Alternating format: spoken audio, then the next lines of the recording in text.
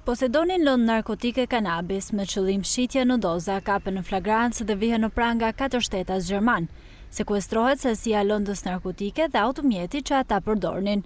Shërbimet e policisë kufitare Shëngjin në bashkëpunim me specialistët e sektorit për hartimin e narkotikëve, në vijim të punës të goditjes së veprimtarive kriminale në fushën e narkotikëve, goditën një rast të shitjes së lëndëve narkotike në doza.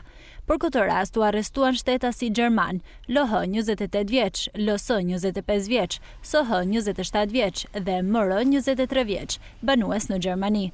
Këtë shtetas u konstatua nga shërbimet e policisë kufitare në Shëngjin pranë një automjeti me të cilin u gjet një sasi lënde e dyshuar narkotike kanabis sativa, që dyshohet se ata e posedonin me qëllim shitjen e doza. Materialet proceduriale u referuan prokurorisë pranë gjykatës së shkallës së parë të jurisdiksionit të përgjithshëm Lezhë për veprime të mëtejshme, për veprën penale, prodhim dhe shitje e narkotikëve.